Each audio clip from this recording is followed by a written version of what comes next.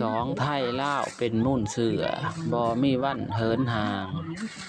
จับมือกันร่วมสร้างสะพานนั่นเอิ้นว่าขัว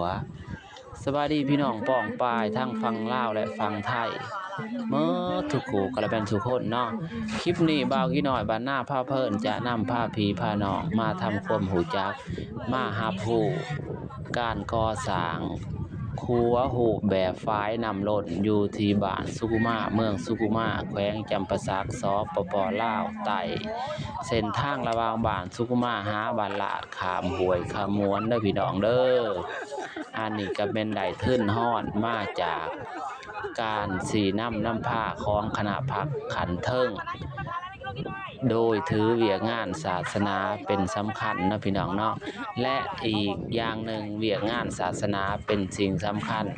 นั่นก็คือการร่วมมกร่วมใจร่วมมือจากพ่อแม่พี่น้องประชาชนฟังลาซาอาณาจักรไทยพี่น้องเนาะเว้าร่วมเว้าเฉพาะก็แม่นจังหวัดอุบลเด้อพี่น้องเด้อจังหวัดอุบลบ่เคยถิ่มบ่เคยละเคยไล่เนาะในมื้อหนึ่งในระยะผ่านมาเพิ่นก็ได้มาถอดผ้าป่าอยู่ที่วัดบ้านลาดเนาะนำคณะพระสงฆ์มาหลายจำนวนหลายพระหลายองค์พี่น้องเอ้ยเนาะทั้ง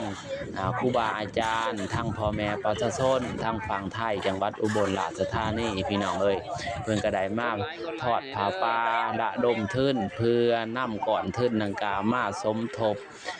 การก่อสร้างอยู่ที่ครัวทั้งฝั่งลาวสปป.ลาวเฮาอันนี้เว้าได้ความหมายความสำคัญพี่น้องเอ้ยความร่วมมือเป็นจิตหนึ่งใจเดียวบ่เคยละเคยถิ่มเคยไล่พี่น้องเนาะศีลไปปามาบ้านไก่เฮือนเคียงเที่ยวยือยองยามโอ้ยทั้งผลก็กินข้าวเหนียวเสียงแค้นจำปลาแดกทั้งผีก็กินข้าวเหนียวเสียงแค้นจำปลาแดกอ้อยอินใส่กันพี่น้องเอ้ย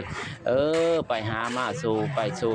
ศีลตอนน้าปลาตอนใหญ่ก็แบ่งสู่กันกินมีความสามัคคีปองดองเฮ็ดให้เป็นหูปธรรมเห็นได้พี่น้องเนาะทื่นฮ้อนดังกล่าวก็ได้มาบวกก็ได้มาสมทบในการก่อสร้างครัวอยู่ที่ลาวใต้พี่น้องเอ้ยรูปแบบฝายนำล้น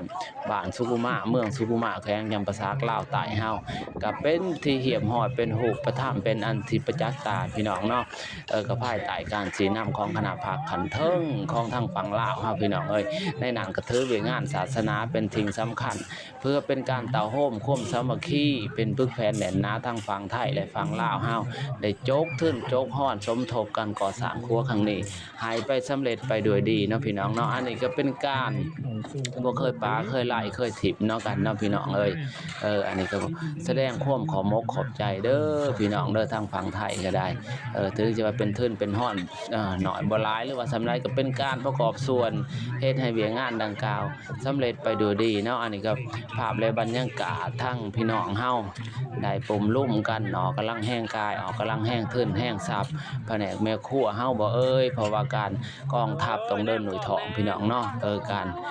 อิดเมื่อยละลอยก็ต้องได้ตอบสนองทั้งใดเรื่องอาหารปากท้องเนาะพี่น้องเนาะเพื่อเฮ็ดให้กำลังวังชาเฮาหลายขึ้นแห้งขึ้นเฮาก็จะได้ขับเคลื่อนในการก่อสร้างครัวแห่งนี้ให้สำเร็จไปโดยดีเนาะอันนั้นก็เป็นการ เต่าโฮมกลมสามัคคีเป็นปึกแผ่นแน่นหนาการก่อสร้างครัวในครั้งนี้อีกส่วนหนึ่งบางทีหน่อยบรรณาพระเพิ่นก็ขอแสดงความขอมกขอบใจถ้าผู้ใดเห็นคลิปนี้แล้วบ่ว่าทั้งลาวทั้งไทยฮะเนาะกับให้ถือว่าเป็นการกดไลค์กดแชร์กดติดตามเพื่อเป็นกำลังใจให้คลิปนี้ออกสื่อสู่มวลชนออกสื่อโลกโซเชียลโลกสังคมเนาะพี่น้องเนาะเพราะว่าเธอครัวแห่งนี้ก็ได้การประกอบส่วนจากพ่อแม่พี่น้องทั้งฝั่งไทยเฮาเนาะโดยเฉพาะและเป็นจังหวัดอุบลราชธานีเพิ่นก็จะได้เพิ่นได้มาถอดผ้าป่าเนาะพี่น้องเนาะอยู่ที่วัดบ้านลาดและประกอบทึ้นฮ้อนจำนวนดังกล่าวถือว่าสิน้อยบ่หลายก็เป็นทึ้นเป็นฮ้อนในการก่อสร้างในครั้งนี้ให้สำเร็จไปโดยดีเนาะอันนี้ก็แม่นภาพและบรรยากาศการก่อสร้างครัวรูปแบบฝายดำล้นท้องพ่อแม่พี่น้องเฮาสิใส่กำลังแห่งกายเปลี่ยนกันสลับสับเปลี่ยนแบ่งจูแบ่งหน่วยพี่น้องเฮ็ดเอง เนาะโดยภายใต้การชี้นำนำพาของคณะผักขันเทิงนักวิชาการของขันเมืองเพิ่นได้ชี้นำอย่างละเอียดละเอียดพี่น้องเอ้ยเพื่อให้ผลสำเร็จเพื่อให้ผลงานในการก่อสร้างครัวครั้งนี้ออกมาเป็นที่เรียบร้อยและแน่นหนารับประกันได้ทั้งปริมาตรและคุณภาพเนาะถ้าพี่น้องเฮาเรือนมาเห็นคลิปนี้แล้วก็อย่าลืมฝากกดไลค์กดแชร์กดติดตามให้เด้อพี่น้องเด้ออีกเทื่อนึงขอขอบใจทั้งพี่น้องฟังไทยเด้อที่เห็นได้ความหมายความสำคัญในการช่วยเหลือในครั้งนี้เนาะเอากับคลิปนี้ก็มีสำนีเด้อพี่น้องเด้อเจอกับเบาอีหน่อยบ้านหน้าพาเพิ่นในคลิปหน้าสำหรับคลิปนี้ก็มีเพียงสำนีจีนำพาพี่พาน้องมาเบิ่งภาพและบรรยากาศเนาะสบายดี